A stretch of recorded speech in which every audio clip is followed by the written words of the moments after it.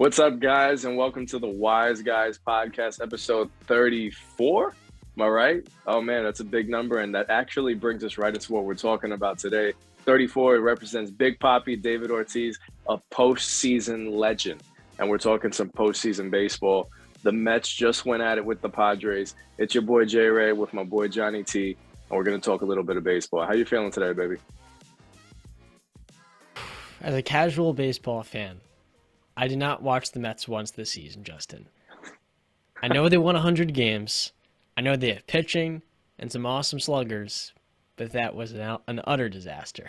Utter. Yeah, it was definitely I was looking forward to this game all day. So I'm at work. I started work at 12 o'clock today. That's exactly when the first playoff game started. So I'm like, okay, I got to find some free time to watch some baseball. And I did. I was lucky enough to see Cleveland take on the Rays. I was lucky enough to watch a little bit of the Cardinals-Phillies game. I missed the Mariners and Blue Jays. And I get home right in time to see Max Scherzer versus Yu Darvish. And the baseball fan of me is just losing his mind. I'm like, yo, this is exactly what postseason baseball is about. Day one of the postseason, it's aces versus aces. And guess what? The Mets ace did not show up. The guy that got paid so much money, Max Scherzer, the guy with two different colored eyes, did not show up at all today. I saw a crazy stat. Max Scherzer in a postseason game, I believe he's pitched in the postseason 27 times. He's had 27 appearances. In 22 starts, though, he's never surrendered more than 3 home runs in a game. Never. Today, he surrendered 4. 4. Just like that, the Mets found themselves down in a hole early. Josh Bell with a home run. Profar with a home run. Trent Grisham with a home run. And then, of course, Manny Machado. But the biggest concern for me, John, watching this game isn't so much Max Scherzer. Because, yeah, it happens. Some aces completely flop in the playoffs. It happens. But it's the bats. Going into the 9th inning, you're 1 for 11 with men on base all game. Yu Darvish isn't overpowering you with a 100-mile-per-hour fastball. Yeah, and that's not to slight him. He has filthy stuff. Everything's moving. Everything's breaking. It looks like everything's in the strike zone, and then it's not. So it's tough to hit off of him, but the Mets bats were completely dead. No hard contact at all. I mean, you give credit to Eduardo Escobar, the lone run that got on the board with his solo shot. But the Mets are in trouble. A lot of trouble. You could really feel if there was any energy by that Mets crowd, it was on that Escobar home run where you got a little bit of it. And it's like, okay, now let's chip away 6 more runs if we can find a way to do that a few more times in the 6th inning or whatever the case may be. I just felt, like you said, the batting was comparable. I felt like Aaron Judge was on the opposing team because they were just piling one after another. And Scherzer, he was dealing with an injury of sorts, right? Oblique that he was coming back from. Yeah.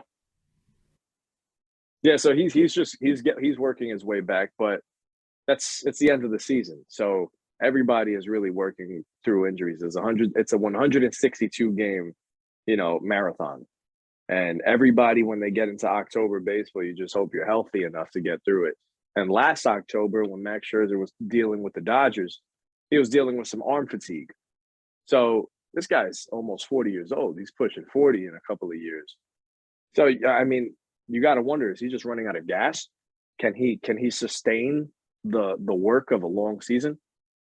And that's my biggest concern. But I was asked already before we got on this pod by a friend of mine, are the Mets done? Are they cooked?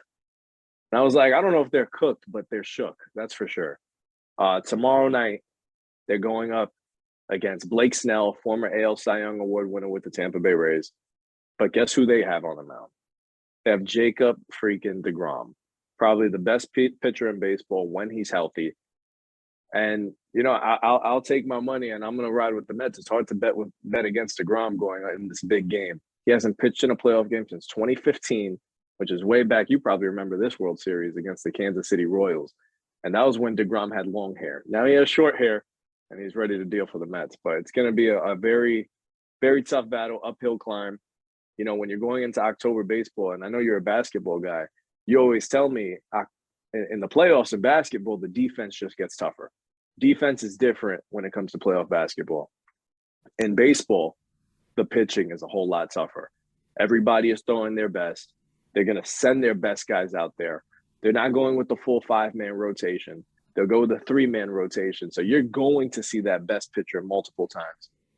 It's definitely it's a battle now in October. And the Mets really screwed themselves. I'm going on a tangent here because believe me, I can talk about this disaster of what this Mets September was for so long. At one point, the Mets had a 10.5 game division lead, and here they are in this scenario in a wild card game. You know, they had this division in the bag before the Atlanta Braves stole it from them and swept them a week ago. So it's their own doing. And yeah, they are still 1.5 point favorites going into tomorrow's game, Saturday. You're going to that matchup, right? Absolutely. That's awesome. I went to Citi Field for the first time last year. Beautiful stadium. This episode is brought to you by our friends over at BetStamp. For a guy that's new to sports betting and myself, one of the things is I want to know the best odds out there. And what BetStamp is dedicated to is providing you the best odds in all sports books that you sign up for in one single place. The unique part of that is if you want to track bets by the end of the year, you can do that all in their singular app. And even better yet, if you want to sell picks, it is royalty free. They won't take a single commission. And as you say, Justin, to be great at anything, you have to do your homework. So be sure to do your homework and sign up for the BetStamp app today using our promo code WISEGUYS. That is WISEGUYS. That is WISEGUYS. So moving on to tomorrow, and there's 7:37. I guess it's for baseball. It's not tip off. It's first pitch. First pitch. I should know this. What is your expectation? Well, I believe the Citi Field crowd, including myself, all these New Yorkers are going to be going crazy. Jacob deGrom is on the hill. This is the best pitcher in the game. I expect this game to be a pitcher's duel all the way through. I just hope that deGrom can outlast Snell, and the bats have to get going early. You have to attack early and often. The Mets got Starling Marte back today, which was an absolute blessing because what it looked like when they got swept by the Braves, that they were pushed into a scenario where they would be playing a wild card series without him. Now he's back in the lineup, and he was batting 6th tonight, if I'm not mistaken. He has to be batting towards the top of the lineup. He has to be batting 1 or 2, him, Nimmo, and McNeil, ready to just rake and attack Blake Snell right away. Because if you let this guy get going early, these pitchers get in a groove, and that's it. You got to start hot. I think the Mets come out strong. I think deGrom goes in there and absolutely shoves, and he does exactly what an ace is supposed to do, what Scherzer was supposed to do tonight. I feel like as a basketball fan, the biggest thing for a perimeter guy is rhythm. For pitchers, is it the same exact thing? Once you get a flow, once you get some microwave strikeouts going, that's really the difference maker in heating up and kind of taking over, shutting the opposing lineup down? Well, definitely. I think once you get through those first 2 innings, maybe have a couple strikeouts under your belt, you start to feel hot. But what definitely helps is when you have some run support. You see tonight with Yu Darvish, right away, he had a 3-0 lead. You know, you have leeway there. You're allowed to pitch comfortably. You don't feel like you have to beat around the bush. You can just go out there and straight up attack hitters. You don't need to pitch around them. Whereas Max Scherzer is trying to, keep his team in the game and not make this lead grow out of hand. So I think it's not even more so about the pitcher getting the groove, but it's just more so about your offense having your back. Because what good is a great pitcher if you give up 1 run and you go 7 innings, but your team gives you none? You know, what good does that do you? Absolutely nothing. I can point to today's game where the Phillies were playing against the Cardinals and Zach Wheeler goes 7 innings and of shutout ball. The second he leaves the game, boom, 2-run home run, Cardinals up 2-0. Now, he got bailed out. It would have been a no decision for him anyway, but the Phillies ended up managing to score 6 runs in the 9th inning and winning the ball game. But that doesn't always happen. So I think the Mets, if they don't score runs, if they don't get guys on base and start moving them over, they might be watching the Yankees on Tuesday night from their home. They do say the best defense is a good offense.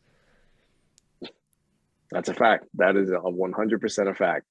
So we're going to see where this one goes, but definitely October baseball off to a great start. I'm completely excited for these games. I was itching for this all day, and they definitely delivered. I mean, every game delivered besides the Mets. What's your player Every of the single day? game. Do you have one? My player of the day. Wow. That's a tough one. You should have told me about this earlier. Okay.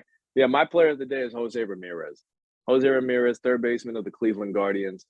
The Guardians going into the season, changing the name, no longer the Cleveland Indians, new rebrand.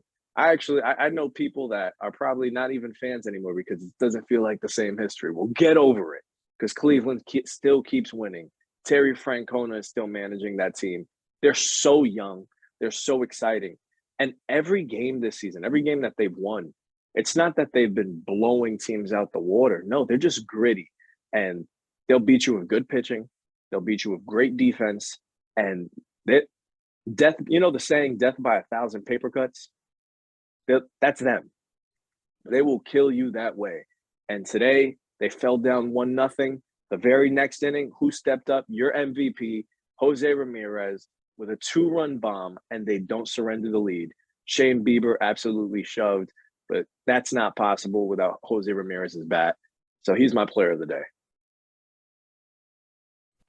It does feel weird. I grew up with the Indians and the Guardians. I almost forget. But with that being said, I guess go Mets tomorrow. Yeah, let's go Mets, man. Let's go Mets. Who's the X factor? Jacob deGrom, straight up. Jacob deGrom, because I don't know if this Mets team is going to score runs. Mm-hmm. This whole month of September, it's been an absolute disaster. No consistency whatsoever. deGrom needs to hold these Padres down to 1 run. He needs to go 6-7 innings of 1-run ball, and you got to find a way to get the ball to Edwin Diaz in the ninth. Absolutely have to. That's the closer? That's the closer. Dude, if you don't, I urge you, go on YouTube and watch Edwin Diaz's walkout music. It comes out to this song called Narcos. They play the trumpets. It is absolutely insane. It was such a phenomenon this year that the guy who actually plays the trumpet came to the stadium to perform it live while the pitcher came running out of the bullpen. It's an electric video. I got chills watching it. That's pretty good. I hope to witness it tomorrow. I guess until then, we'll see you guys soon. That was episode number 34. And as always, Justin, stay classy, guys.